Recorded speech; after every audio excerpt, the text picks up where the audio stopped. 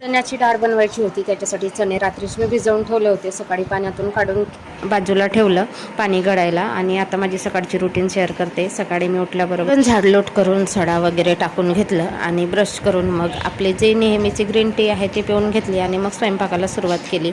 आता रुद्रांश पण नाही आहे, सुट्ट्या आहेत आणि उन्हाळ्याचे दिवस आहेत. सकाळी झोप लागते, माझं असेल तर काही फिरायला होत नाही आणि लवकर उठून पण होत नाही. आरामातच सगळं असते, त्याच्यामुळे कामं पण जरा लांबतात. सकाळच्या जेवणात बनवली होती मी हरभऱ्याची उसळ, भात, पोळी, हे सगळं स्वयंपाक वगैरे झालं माझं.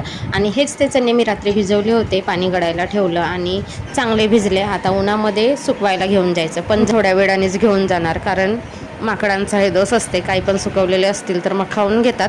म्हणून जरा चांगली ऊन आली तेव्हाच मग आम्ही वाळवायला वगैरे घेऊन जातो. घरातली सगळी कामं वगैरे झाली. हे सुद्धा आपल्या कामाला गेले, हेही लवकरच जातात, कारण उन्हामध्ये मग सारखं फिरायला वगैरे जमत नाही. सकाळी लवकर गेलेलं बरं. एवढी कडक ऊन आहे आमच्या विदर्भातली की दुपारच्या वेळेला बाहेर निघणं अशक्यच असते. आणि आता उष्माघाताचा वगैरे प्रकार चालू आहे, त्यामुळे तब्येतीला जपूनच सगळी कामं करायची.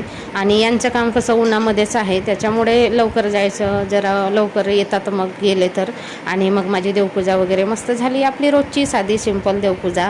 आणि मग रिकामा वेळ भरपूर असतो. आता रुद्रांश नाही आहे, रुद्रांश असला ना तर वेळेवरच हा खायचा आहे, तो खायचा आहे, त्याचं काही ना काही चालू असते.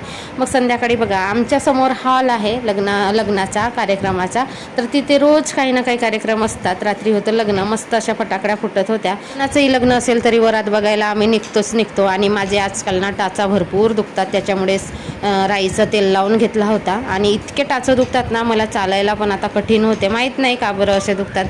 तुम्हाला काही उपाय माहीत असतील तर कमेंट करून सांगा. थोडा वेळ मी तेलाची मालिश केली.